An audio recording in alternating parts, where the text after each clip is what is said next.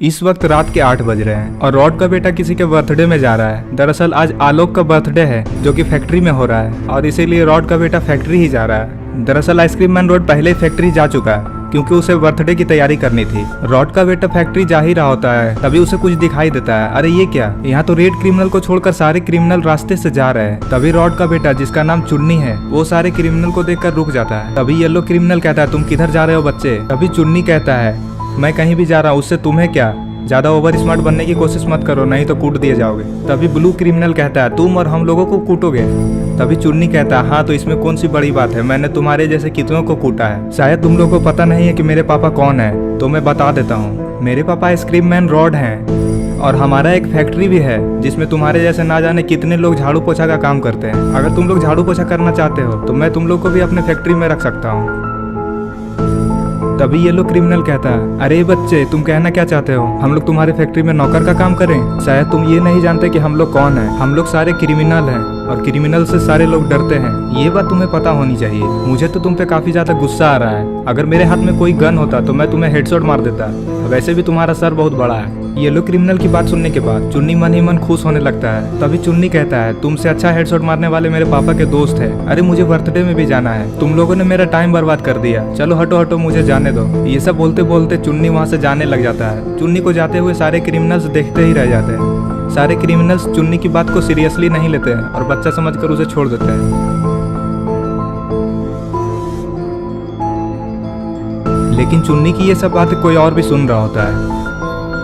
अरे ये क्या, सामने से तो रेड क्रिमिनल आ रहा है और इसने ही सारी बातें सुन ली है। अरे ये क्या, रेड क्रिमिनल ने तो चुन्नी को लात से मार दिया और फिर ये सारे क्रिमिनल्स यहाँ से भागने लग गए।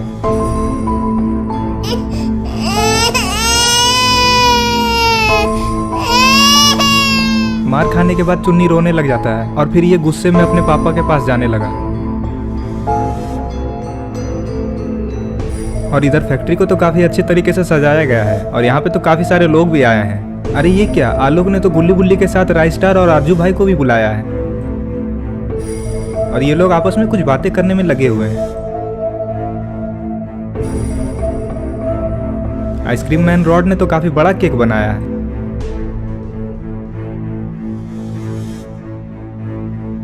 आरजू भाई आलोक से कहते हैं अरे सिमकांडी अब लेट क्यों कर रहे हो, जल्दी से केक काटो, मुझे गेम खेलने के लिए जाना है। तभी आलोक रॉड से कहता है अरे तुम्हारा बेटा कहाँ है, अभी तक वो आया क्यों नहीं, तुम्हें उसे अपने साथ ही लाना चाहिए था। तभी रॉड आलोक से कहता है मैंने उसे फोन कर दिया है, वो बस अभी आता ही होगा।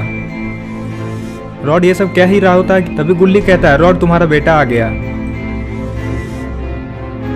सारे लोग चुन्नी की तरफ देखने लग जाते हैं। अरे चुन्नी इतना उदास क्यों लग रहा है। सारे लोग चुन्नी को ऐसे देखकर काफी ज्यादा परेशान हो जाते हैं।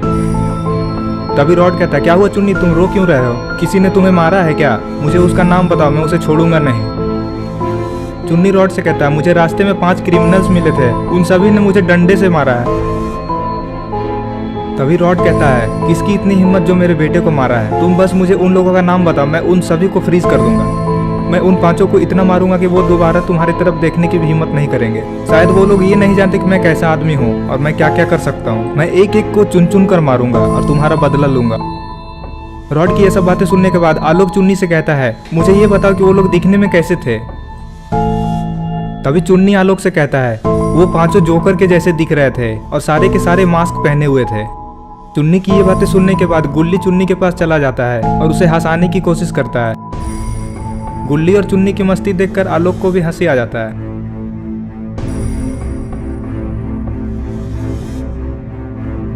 तभी अज्जू भाई आलोक से कहते अब और लेट मत करो, मुझे अमित भाई के साथ गेम खेलना है, जल्दी से केक कट करो। आलोक केक काटने के लिए चाकू अपने हाथ में ले लेता है।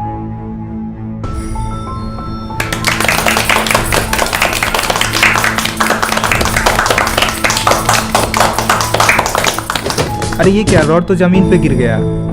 रॉड जमीन से उठते ही लड़ाई के मूड में आ जाता है। तभी बुल्ली रॉड से कहता है अरे रॉड ये तुम क्या कर रहे हो, तुम तो ठीक से खड़े भी नहीं रह सकते और 5 लोगों को मारने का बात करते हो।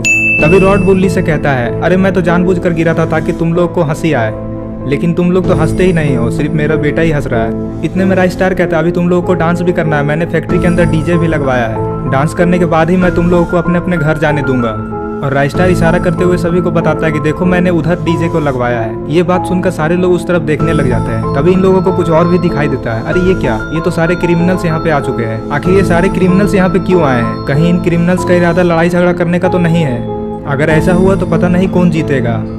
कहीं ये पांचों क्रिमिनल्स मिलकर इन लोगों को मार तो नहीं देंगे, या फिर ये लोग मिलकर क्रिमिनल्स को ही मार देंगे? आपको क्या लगता है इन क्रिमिनल्स को कौन मारेंगे? क्या इन क्रिमिनल्स को गुल्ली बुल्ली मारेंगे, या फिर इन क्रिमिनल्स को अज्जू भाई या राइस्टार मारेंगे? दोस्तों, अगर आपने अभी तक आलोक का बर्थडे पार्ट 1 नहीं देखा है तो पहले आप जाकर उसे देख लें, वरना ये स्टोरी आपको पूरी तरह से समझ में नहीं आएगी। पिछली वीडियो में आपने देखा था कि आलोक जैसे ही केक कट करता है वैसे ही वहाँ पे सारे क्रिमिनल्स आ जाते हैं। क्रिमिनल्स को देखकर सारे लोग काफ़ी ज़्यादा घबरा जाते हैं। सारे लोग ये सोचने में लग जाते हैं कि आखिर ये क्रिमिनल्स यहाँ पे किस लिए आए हैं। तभी चुन्नी रोने लग जाता है और इशारा करके बताता है कि यही लोग हैं जिसने मुझे मारा है। चुन्नी की ये बात सुनने के बाद रॉड क्रिमिनल से कहता है, तुम्हारी हिम्मत कैसे हुई यहाँ पे आने की, और तुमने मेरे बेटे को क्यों मारा? क्या तुम लोगों को मेरे हाथों मार खाना है? अगर मुझे गुस्सा आ गया तो मैं तुम सभी को फ्रीज कर दूंगा और तुम लोग फिर कुछ नहीं कर पाओगे। चुपचाप मेरे बेटे से माफी मांग लो, तब मैं तुम लोगों को छोड़ दूंगा और यहाँ से चले जाओ। तभी गुल्ली कहता है, हाँ हाँ रॉड सही कह रहा है, जल्दी से तुम लोग माफी मांग लो और यहाँ से चले जाओ। गुल्ली की ये बात सुनने के बाद अज्जू भाई कहते हैं, नहीं नहीं, ये लोग ऐसे नहीं जा सकते यहाँ से, इन लोगों को कुछ न कुछ सजा तो देना ही होगा। आखिर ये लोग अपने आप को समझते क्या है, एक छोटे से बच्चे को मार दिया, वो भी बिना मतलब के। इन लोगों को तो सजा मिलेगी और बराबर मिलेगी, लेकिन क्या सजा दूं यही मैं सोच रहा हूँ। और अज्जू भाई ये भी कहते हैं कि अगर इन लोगों को ऐसे ही छोड़ दिया जाए तो ये फिर किसी बच्चे को मारेंगे, और ये मुझे बिल्कुल भी पसंद नहीं है कि कोई बिना मतलब के ही किसी को मारे। और तभी अरे ये क्या, लगता है राइस्टार को काफी ज्यादा गुस्सा आ गया और वो इन क्रिमिनल से लड़ेंगे। ये देखकर चुन्नी काफी ज्यादा खुश हो जाता है और ताली बजाने लग जाता है। चुन्नी को ऐसा लग रहा है कि राइस्टार इन लोगों को काफी ज्यादा मारेंगे और चुन्नी का बदला लेंगे। राइस्टार फाइट करने के लिए जैसे तैयार होते तो सारे क्रिमिनल काफी ज्यादा खुश हो जाते हैं। इन लोगों को लगता है कि ये राइस्टार को हरा देंगे। तभी रेड क्रिमिनल कहता है, तुम लोग और हम लोगों को मारोगे, शायद तुम लोग को पता नहीं कि हम लोग कैसे आदमी हैं। हम लोग तुम्हारे जैसे कितनों को पटक पटक कर मारा है। रेड क्रिमिनल की ये बात सुनने के बाद अज्जू भाई को काफी ज्यादा गुस्सा आ जाता है और अज्जू भाई कहते हैं कि शायद तुम लोग को पता नहीं कि हम लोग कौन हैं। रेड क्रिमिनल कहता है कि हम लोग को ये जानने की जरूरत नहीं कि तुम लोग कौन हो, लेकिन मैं तुम लोगों से चैलेंज करता हूँ कि तुम लोग मेरे सामने नहीं टिक पाओगे। अगर तुम लोगों में दम है तो मुझसे लड़कर दिखाओ, मेरे सामने तुम लोग कोई भी नहीं टिक पाओगे। ये सब बातें सुनने के बाद राइस्टार को काफी ज्यादा गुस्सा आ जाता है और वो कहता है कि तुम लोग काफी ज्यादा बदतमीज हो। मुझे लगता है कि तुम लोग मेरे हाथों से बहुत बुरी तरह से पीटोगे। पहली बात तो ये कि तुम लोगों ने एक बच्चे को मारा है। तुम लोगों को तो इस बच्चे से माफी मांगना चाहिए था, लेकिन तुम लोग उल्टा बदतमीजी पे बदतमीजी किए जा रहे हो। तुम लोग बिल्कुल भी अच्छे आदमी नहीं हो। राइस्टार की ये सब बातें सुनने के बाद रॉड कहता है, ये लोग ऐसे नहीं मानने वाले, इन लोगों को तो सबक सिखाना ही पड़ेगा। रॉड की ये बातें सुनने के बाद येलो क्रिमिनल कहता है, हम लोग कुछ नहीं कह रहे तो इसका मतलब ये नहीं कि तुम कुछ भी कहोगे। तुम लोग सिर्फ बोलना ही जानते हो। अगर तुम लोगों में दम है तो मुझसे लड़कर दिखाओ। तुम लोग तो मुझसे भी नहीं लड़ पाओगे। हम लोग चाहे तो तुम सारे लोगों का हाथ पैर तोड़कर यहाँ पे ही रख दे। और वैसे भी ये इलाका हम लोगों का ही है। अगर तुम लोगों का पार्टी खत्म हो गया हो तो यहाँ से तुम लोग चले जाओ, इससे पहले कि हम लोग तुम लोगों को मार मार कर यहाँ से भगा दें। फिर ये मत कहना कि हम लोगों ने तुम्हें पहले बताया नहीं। क्रिमिनल की ये बातें सुनने के बाद अरे ये क्या,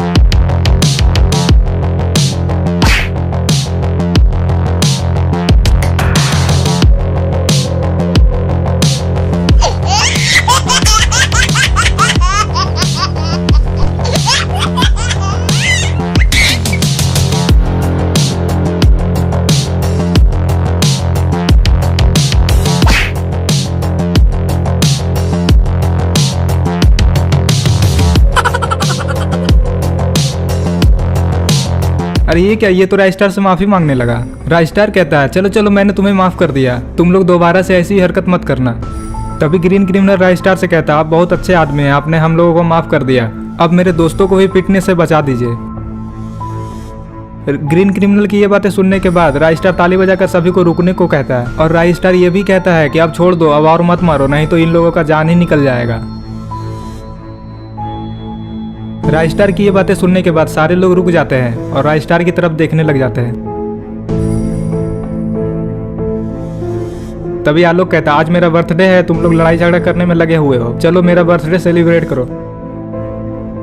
तभी ग्रीन क्रिमिनल कहता है हाँ हम लोगों को भी आपका बर्थडे सेलिब्रेट करना है। मुझे तो किसी के बर्थडे में जाना काफी पसंद है, लेकिन कोई मुझे बुलाता ही नहीं है। तभी राजस्टार कहता है चलो सब मेरे पीछे आ जाओ। ये सुनते ही सारे लोग राजस्टार के पीछे पीछे जाने लग जाते हैं। पता नहीं राजस्टार इन लोगों को कहाँ ले जा रहा है।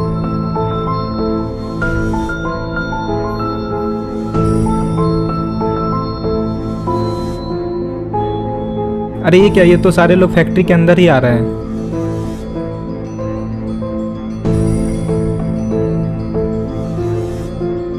अरे ये क्या, यहाँ पे तो डीजे लगा हुआ है, लगता है ये लोग यहाँ पे डांस करने वाले हैं।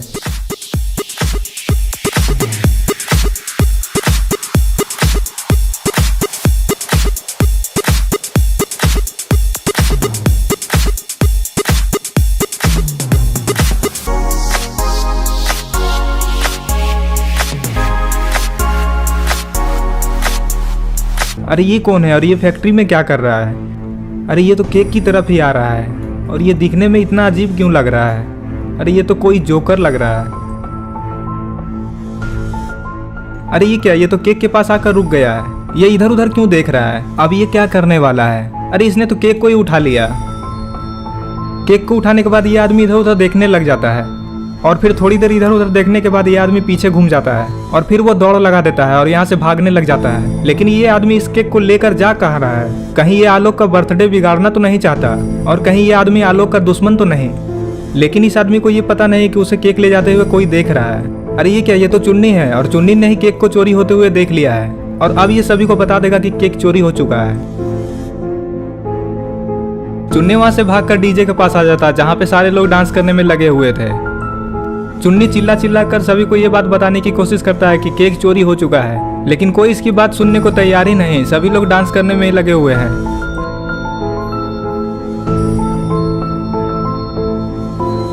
चुन्नी को भी डांस करना है, लेकिन चुन्नी अभी डांस नहीं कर सकता क्योंकि अभी इसे केक चोर के बारे में सभी को बताना है।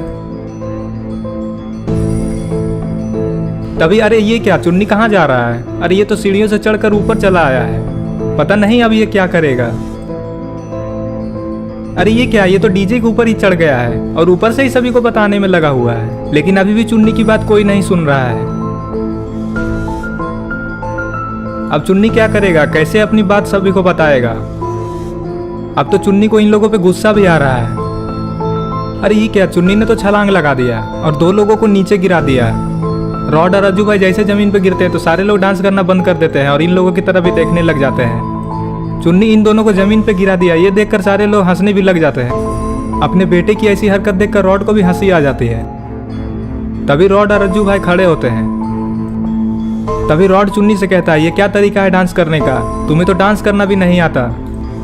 रॉड की ये बातें सुनने के बाद चुन्नी को काफी ज्यादा गुस्सा आ जाता है और चुन्नी रॉड से कहता है आप लोग तो सिर्फ डांस करने में ही लगे हुए हैं, आप लोग को पता भी है कि बाहर क्या हुआ है, हमारा केक चोरी हो चुका है। अगर वो केक मुझे खाने को नहीं मिला तो मुझे गुस्सा आ जाएगा और मेरे गुस्से के बारे में तो आप लोग को पता ही है कि मेरा गुस्सा कितना खतरनाक है। एक बार तो मैंने अकेले ही 2 आदमी को उठाकर नाली में पटक दिया था। चुन्नी की बातें सुनने के बाद अज्जू भाई चुन्नी से कहते हो तो तुम डरा किसे रहे हो, तुम्हें अगर गुस्सा आ रहा है तो तुम उस केक चोर को पकड़ो। तभी चुन्नी कहता है मैं ये धमकी तो केक चोर को ही दे रहा हूँ, आप लोग मेरे पे गुस्सा क्यों हो रहे हैं? मैंने कब कहा कि आप लोग चोर हैं? तभी अज्जू भाई चुन्नी से कहते हैं जो हुआ सो हुआ, अब ये बताओ कि केक सचमुच चोरी हुआ है या तुम कोई मजाक कर रहे हो? रॉड चुन्नी से कहता है अगर तुम मजाक कर रहे हो तो मजाक करना बंद करो, क्योंकि ऐसा मजाक करना मुझे बिल्कुल भी पसंद नहीं है। और रॉड ये भी कहता है कि अगर तुमने केक को खा लिया है तो चुपचाप बता दो कि तुमने केक को खाया है, मैं तुम्हें कुछ नहीं करूंगा और मैं फैक्ट्री से दूसरा केक भी ले आऊंगा। ये उल्टे सीधे बहाने बनाना बंद करो, मुझे पता है कि तुम्हें केक बहुत पसंद है और तुमने ही केक को खा लिया होगा। रॉड की ये बातें सुनने के बाद चुन्नी कहता है मेरे से बड़ा तो केक ही था, तो मैं इतने बड़े केक को कैसे खा पाता? आपको अपने बेटे पे भी विश्वास नहीं है। चुन्नी की ये बातें सुनने के बाद बुल्ली रॉड से कहता है तुम्हें तो अपने बेटे पे भी भरोसा नहीं है, उसने कहा ना कि उसने केक को नहीं खाया है, वो तुमसे झूठ क्यों कहेगा? उसका तो इतना बड़ा आइसक्रीम और केक का फैक्ट्री है, तुम्हें उसकी बात माननी चाहिए और बाहर जाकर देखना चाहिए। हो सकता है कि वो चोर ज्यादा दूर नहीं गया होगा और हम लोग उसे पकड़ सकते हैं और उस चोर से हम लोग केक वापस भी छीन सकते हैं। बुल्ली की ये बातें सुनते ही चुन्नी, रॉड और अज्जू भाई दौड़ लगा देते हैं। लगता है ये लोग उस चोर को पकड़ ही लेंगे। इन तीनों को यहाँ से जाते हुए सारे लोग देख रहे होते हैं। थोड़ी देर में सारे लोग दौड़कर फैक्ट्री से बाहर जाने लग जाते हैं।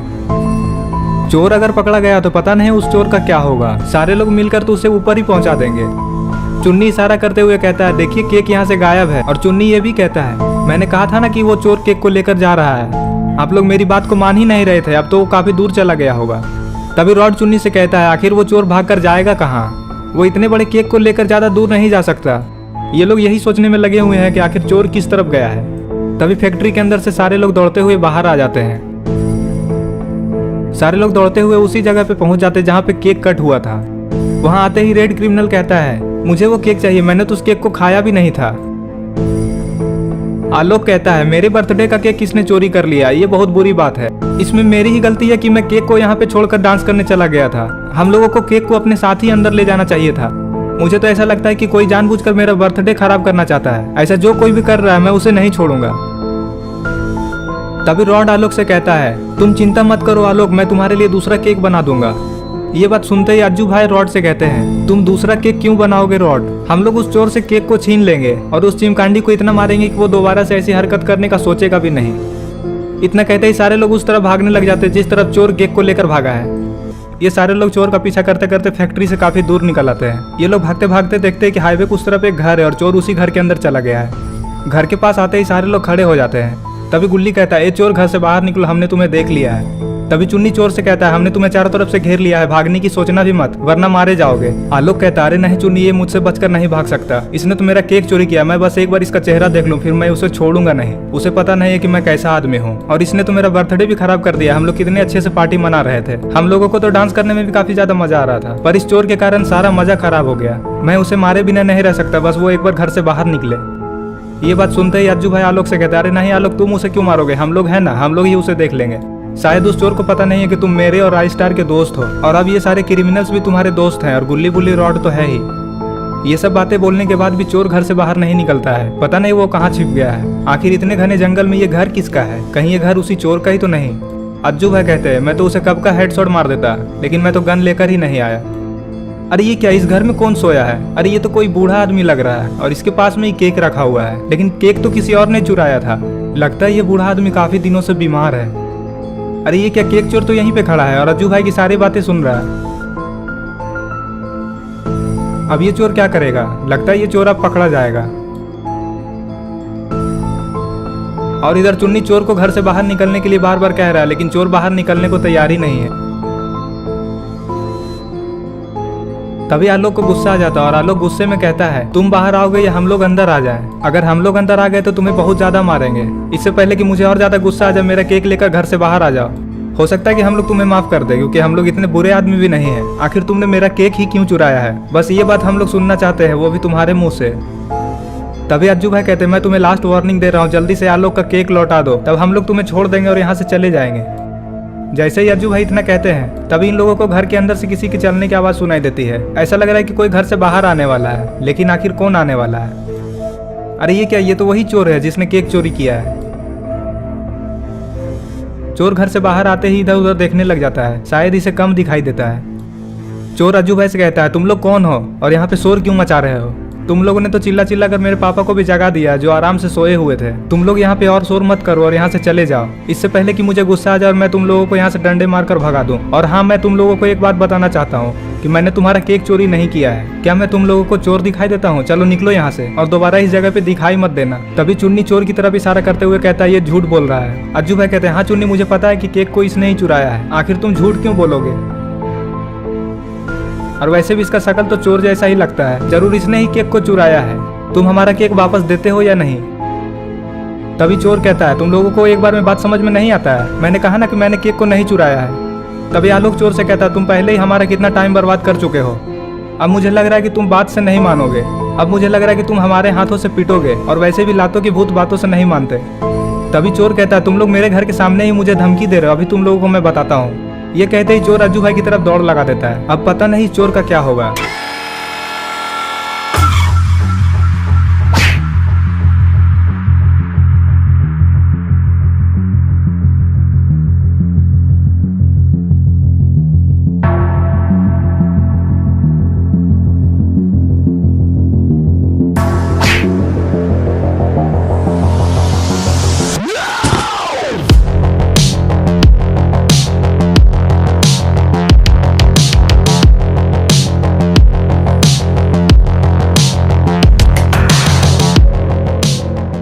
अरे ये तो वही आदमी है जो अंदर में सोया हुआ था। ये आदमी घर से बाहर आते ही अज्जू भाई से कहता है, तुम लोग कौन हो और मेरे बेटे को क्यों मार रहे हो? तभी अज्जू भाई उस बूढ़े आदमी की तरफ देखते हैं और कहते हैं, ये आपका बेटा चोर है, इसने हमारा केक चोरी किया है, आप बस हमारा केक वापस लौटा दीजिए, वो केक आपके घर के अंदर ही होगा। आज मेरा दोस्त आलोक का बर्थडे था और इसने उसका केक ही चुरा लिया, आप बस हमारा केक वापस लौटा दीजिए, हम लोग यहाँ से चले जाएंगे और अपने इस बेटे को अच्छे काम में लगा दीजिए। ये चोरी का काम करता है और आप फिर भी इसे कुछ नहीं कहते हैं, ये बहुत गलत बात है। तभी वो बूढ़ा आदमी कहता है, मुझे पता है कि मेरा बेटा चोरी करता है, दरअसल मेरे बेटे को थोड़ा कम दिखाई देता है, इसी वजह से इसे कोई काम पे नहीं रखता है और मैं कई सालों से बीमार रहता हूँ, इसीलिए इसे मेरे लिए खाने पीने का सामान चोरी करना पड़ता है।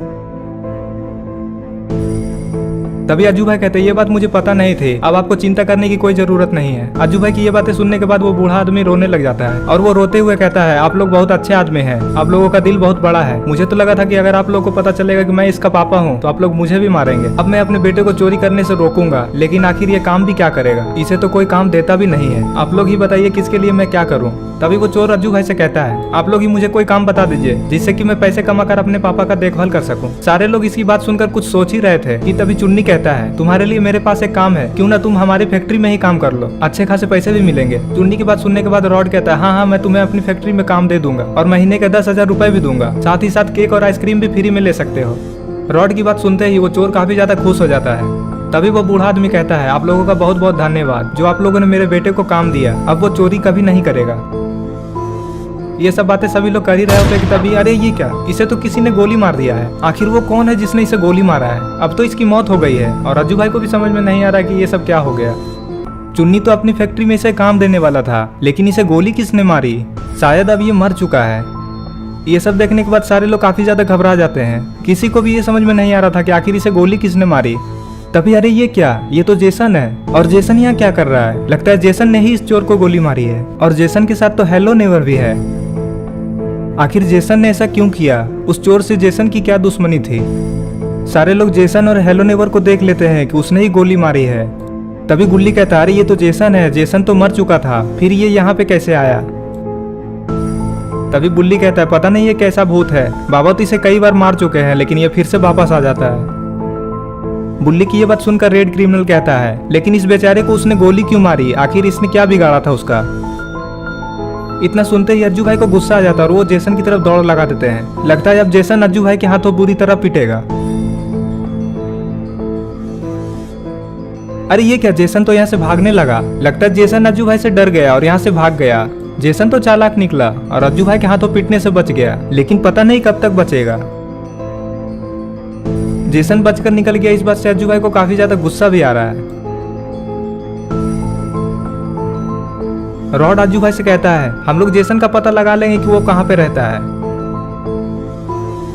तभी आलोक अज्जू भाई से कहता है कि मुझे तो लगता है कि वो आपको मारने के लिए आया था, कोई आपका दुश्मन है जिसने उसे सुपारी दी होगी आपको गोली मारने की, लेकिन उसका निशाना चूक गया और आपको लगने वाली गोली उस चोर को लग गई। आपके ऊपर तो एक बार पहले भी हमला हो चुका है, लेकिन अभी तक ये पता नहीं चला है कि आपका दुश्मन कौन है। एक बार मुझे अगर पता चल गया कि वो कौन है तो मैं उसे छोड़ूंगा नहीं।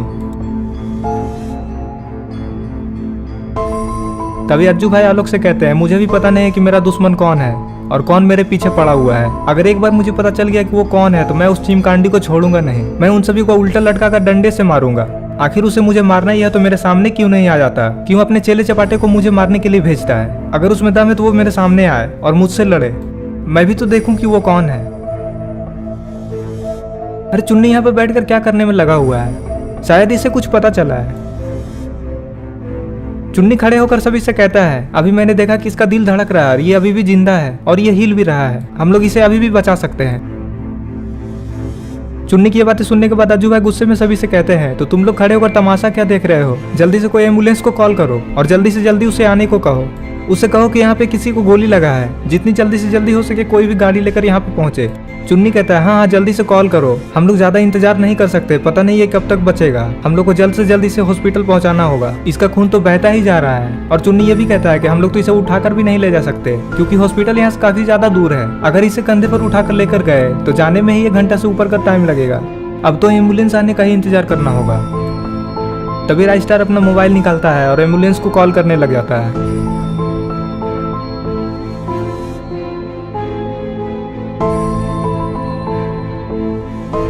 राइस्टर एम्बुलेंस वाले को सारी बातें बताने में लग जाता है और उससे कहता है कि जल्दी से जल्दी एक एम्बुलेंस को यहाँ पे भेजें। एक इंसान को गोली लग गई है और वो यहाँ पे घायल पड़ा है। और राइस्टर ये भी कहता है कि अगर आपने एम्बुलेंस भेजने में देर की तो इस आदमी की जान चली जाएगी।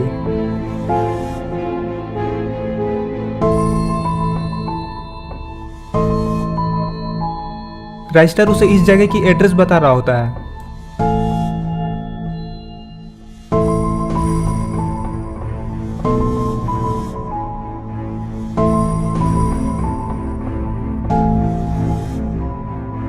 अरे ये क्या, लगता है कोई गाड़ी इस तरफ ही आ रहा है। क्या ये गाड़ी वाले इन लोगों की मदद करेंगे?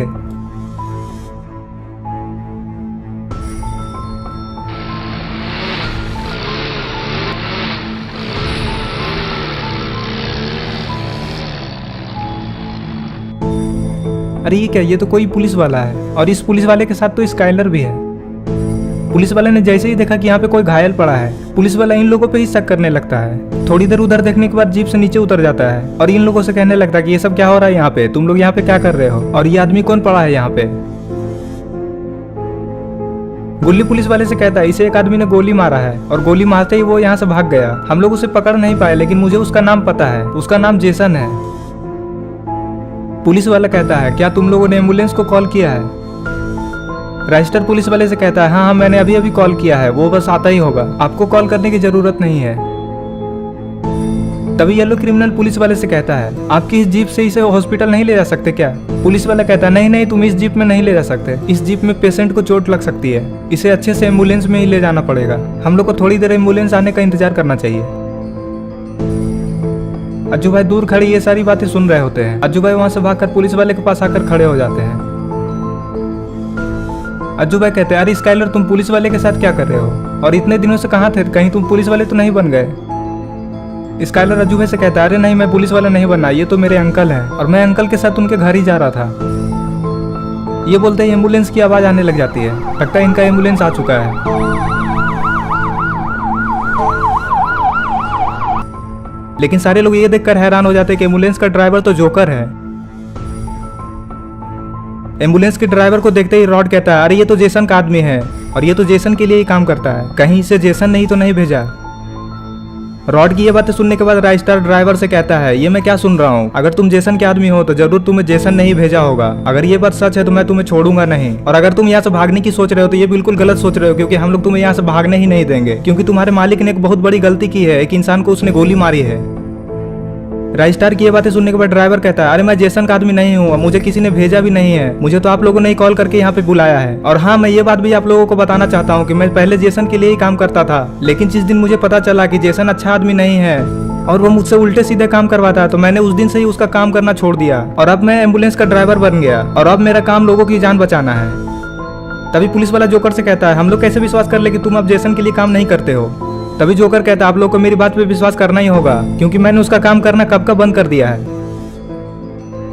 ये सारी बातें सुनने के बाद अज्जू भाई कहते हैं अरे अभी हमारे पास ये सब बातें करने का टाइम नहीं है, हमें जल्दी से जल्दी इसे हॉस्पिटल ले जाना चाहिए। और फिर अज्जू भाई सारे लोगों से ये भी कहते हैं कि अरे डरने की कोई बात नहीं है, हम लोग रेड क्रिमिनल को भी इसके साथ हॉस्पिटल भेज देते हैं, ये अकेले ही 10 के बराबर है। तभी रेड क्रिमिनल कहता है हाँ मैं तो जाने के लिए तैयार हूँ, और वैसे भी हॉस्पिटल में मेरे पहचान वाले काफी सारे लोग हैं, मेरे जाने से इसका ट्रीटमेंट भी जल्दी हो जाएगा। पर्पल क्रिमिनल ड्राइवर से पूछता है तुम कितने लोगों को ले जा सकते हो? तभी ड्राइवर कहता है मैं तो काफी सारे लोगों को अपने एम्बुलेंस में ले जा सकता हूँ, आप लोग बस ये बताओ कि कौन कौन मेरे साथ एम्बुलेंस में जाएगा, जो भी मेरे साथ जाएगा मेरी हेल्प करो, इससे पहले कि इसकी मौत हो जाए। इतना कहते ही ड्राइवर उस घायल आदमी की तरफ दौड़ लगा देता है। सारे लोग ये सोचने में लगे हुए थे कि कौन कौन उसके साथ हॉस्पिटल जाएगा। तभी अज्जू भाई रेड क्रिमिनल की तरफ देखते हैं और कहते हैं जाओ इसकी मदद करो और इसे संभाल कर हॉस्पिटल ले जाना, और उसके पापा को भी अपने साथ हॉस्पिटल ले जाओ। रेड क्रिमिनल कहता है हाँ मैं उसे संभाल कर ही ले जाऊंगा, और मैं अपने साथ चुन्नी को भी ले जाना चाहता हूँ, वो मेरे साथ रहेगा तो मेरा भी मन लगा रहेगा। अज्जू भाई कहते हैं ठीक है तुम उसे ले जा सकते हो, लेकिन उसका ख्याल रखना। और अज्जू भाई ये भी कहते हैं तुम्हारे जाते ही हम लोग जेसन को ढूंढने के लिए जाएंगे, अब और ज्यादा लेट मत करो, जल्दी जाओ।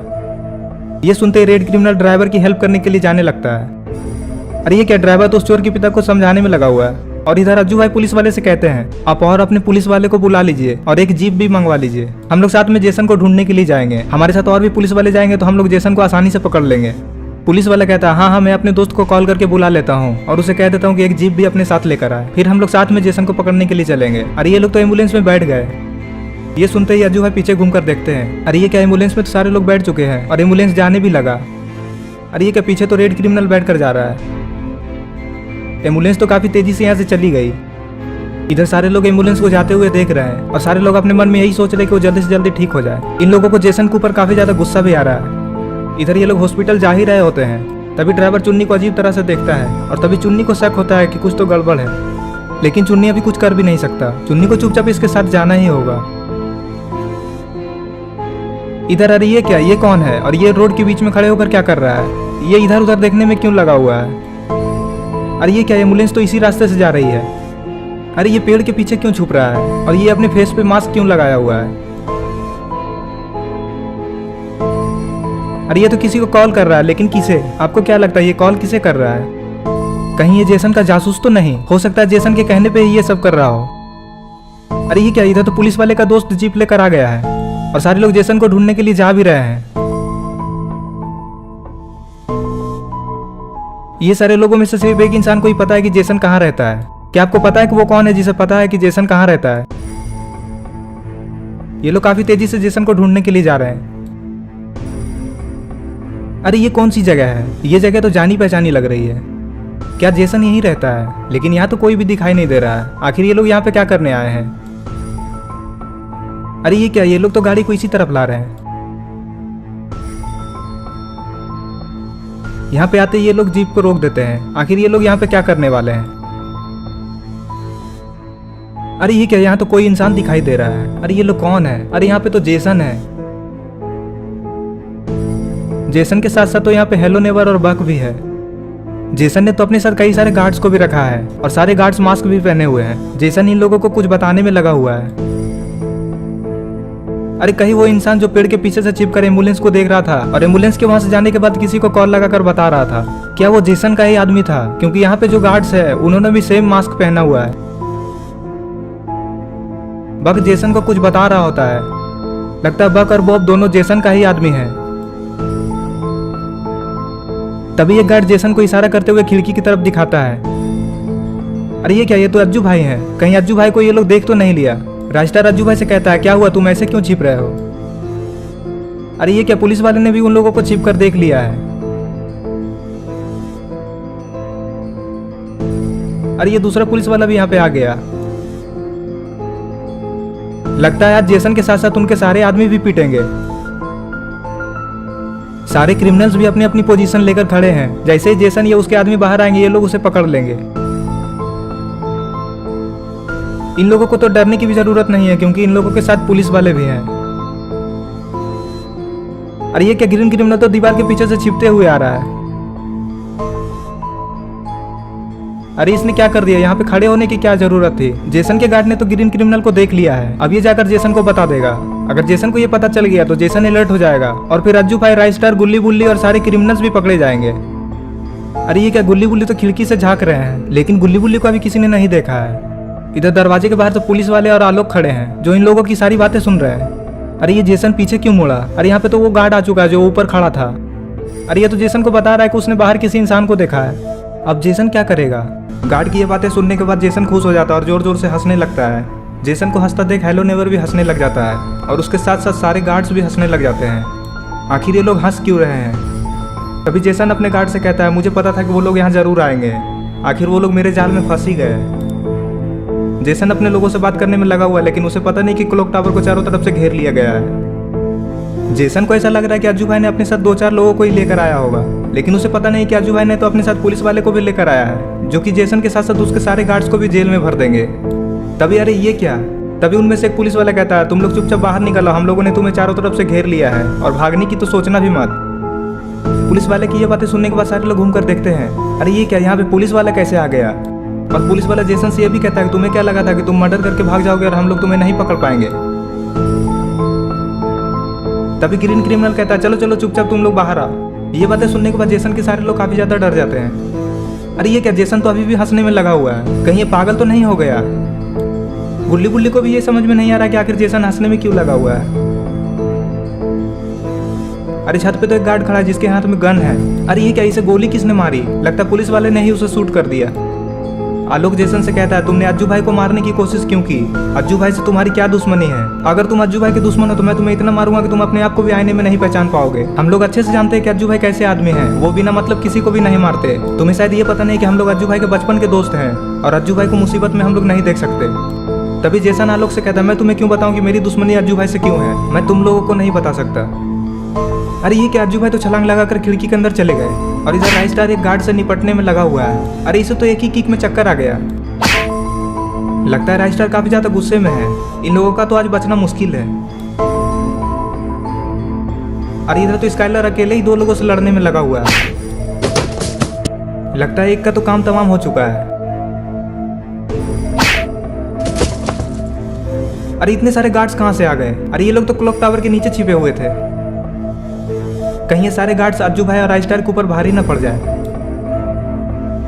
अरे ये लोग तो ऊपर ही आ रहे हैं। शायद इन लोगों को आते किसी ने देखा नहीं।